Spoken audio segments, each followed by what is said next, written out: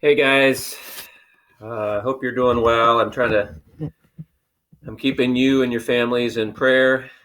Hopefully things are going okay there. Um, I miss you guys. I wish we were in the classroom together, but this is a weird situation, so this is the best we can do.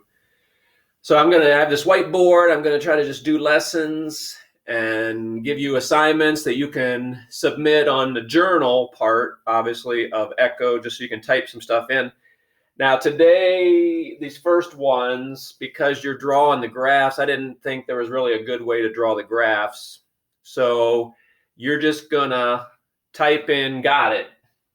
And as long as you type that in, then that obviously means that you watched the video. And I'm just gonna do some review things. Now again, for those that were around, you probably know this stuff. I know there was a lot of absences. Just things were weird at the end. So I'm going to go back over some basic things about the graphing of these sine and cosine waves. Again, for some of you, this will be just a quick review, and then we're going to get to harder stuff. But again, here's an equation: y equals 3 sine x. Now, this 3 right here is called the amplitude. Okay, the amplitude means how high the wave goes and how low it goes. So this goes 3 up and 3 down. So 3 up would obviously be a positive 3, and then 3 down would be a negative 3. Okay? Now the wave goes out to the end. Now it actually keeps going. I mean, the wave could keep going, but it ends. It does one complete wave at the end here. And again, if there's no number with the x, then it actually goes out to 2 pi. If you remember the unit circle, all the way around a unit circle is 2 pi. So that's kind of what the wave is. The wave is really the positions on the unit circle. Okay, again, I mean, without having the unit circles in front of us and that kind of thing. So again, halfway out to 2 pi then would just be 1 pi. Okay, so that's the halfway point. And then halfway out to pi, again, guys, a lot of this stuff, the way you can remember is half of pi is just dividing pi by 2. Now, you can't actually divide pi by 2, so it just stays pi over 2. And then again, we say 1 pi over 2, 2 pi over 2, which reduces to this. So this next one would be 3 pi over 2. Okay, and that would actually be these dashes on the graph. Now, I'm going to use red here. Sine, again, is different than cosine. Sine starts in the middle. So sine starts, the graph will start right there. And now again, because it's positive, it's going to go up to positive 3. So it's up at positive 3. Then it comes back to the middle. Okay, and then it comes down to negative 3. Okay, I don't know, you might be able to hear my dog barking. Somebody must be outside our house. Anyway, or just another dog walking on the street. He's kind of crazy that way. Okay, so again, at 0, up to positive 3, back to the middle, down to negative 3, and then back. So you always end where you started. So if I start in the middle, I'm going to end in the middle. And then you kind of just connect these dots into a wave. Okay, and that would actually be that answer right there, the sine wave, that red one. Okay, we'll move a little quicker on this one. Again, negative 5, okay, but it's still, even though it's a negative, I'm still up 5 and down to negative 5. Now, the negative does do something, but we'll see that actually when you draw the graph. Now, again, there's no number with the x, so we still end out here at 2 pi. So the halfway point would just be 1 pi or pi. Halfway to pi would be pi divided by 2. And then 1 pi, 2 pi over 2, 3 pi over 2. Okay, that's those dashes. So the same as this top one. It's just because now we have the word cosine instead of sine, and the negative makes a difference. Now, cosine usually starts up high, then comes to the middle down low. Now, negative, remember we do this with all kinds of functions. Negative flips everything over. So because the negative 5 and cosine would normally start up high, I flip over, I'm actually going to start low. So sine starts in the middle. Cosine normally starts high. But again, because it's a negative, it's going to start low. Okay, and then the next dash is in the middle.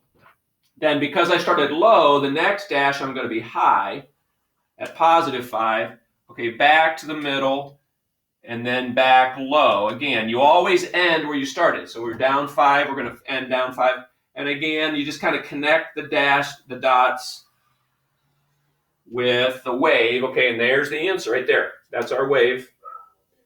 Okay, now let's move over, just do some different types here.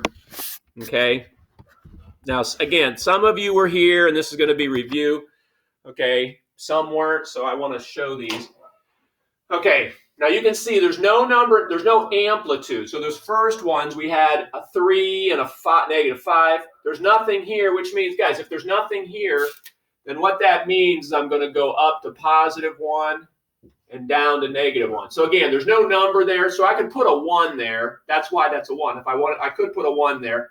So up 1, down 1. Same on this one here, actually. I could put a 1 there, so that's going to be up 1 and down 1. So again, this doesn't have any amplitude number other than 1, so that's why that doesn't matter. Here's the big thing. The number in front of x changes the dashes. Okay, that number in front of x changes the dashes. Now what we do, again, we know that the normal distance is 2 pi. Like over there, remember everything went up to 2 pi. But when there's a number in front of x, you actually take that 2 pi and divide it by that number. So you can see 2 pi divided by 2. Now again, the 2's, because they're both, the 2's on top, the 2 on the bottom, is going to cancel. So actually, what this is telling me is my last dash then is just going to be 1 pi instead of 2 pi. Now, just like we did on that other side, halfway to pi would be pi divided by 2. Half of pi would be pi divided by 2.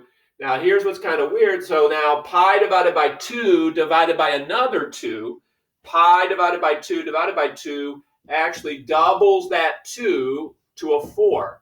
So like I'm dividing 2 by 2, which really puts the 2's together, so that's going to be pi over 4.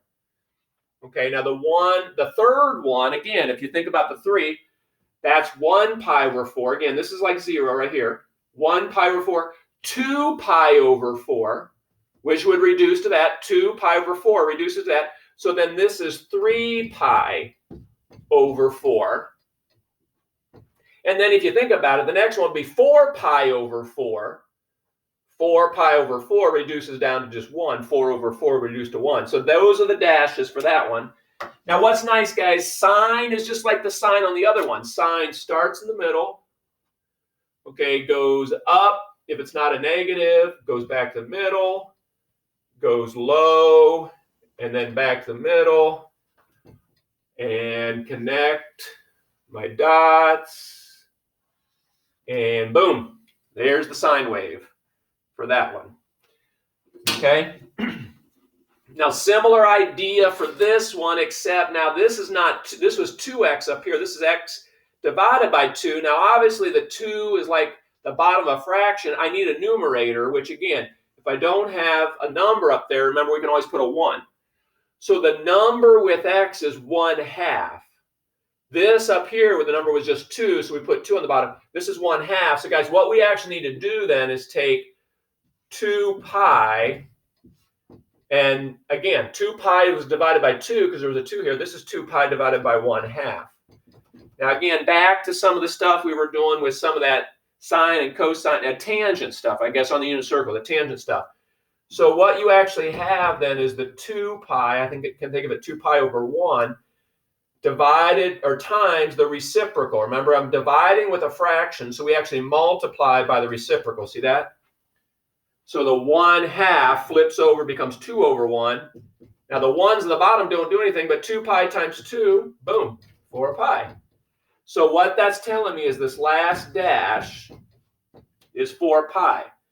Now again, we always go to half. Half of 4, obviously, is 2 pi. Halfway out to 2 is just the 1 pi, like we did earlier. 1 pi, 2 pi, 3 pi. Boom. Okay, so there's my dashes. Now this one's easy. 4 was really a pretty easy one. Now again, what's nice, cosine, like we did on the other one, starts high. Now there's no negative to make it flip, so this one will start high up at 1. Okay, go to the middle on the next dash. Go low on the next dash, back to the middle, and then finish high again, kind of like it started. And again, just make your wave the best you can. Boom. Okay, and that is the graph for that one. Now, again, I said this at the beginning, but I'll reiterate it here. So to get your credit, which shows me that you watched the video, is just on that journal entry, just type the word "got it." And I'll be able to see that you submitted the little phrase "got it" and that you did your work, and you'll get credit. Okay, so each day there'll be some work to do, but with these waves, I mean, it's really not easy. It's not something you can submit very easily. When we do other problems where there's answers, I'll have you put like x equals or whatever when there's stuff to solve. Okay. Hope things are going well. We'll talk to you tomorrow. Bye.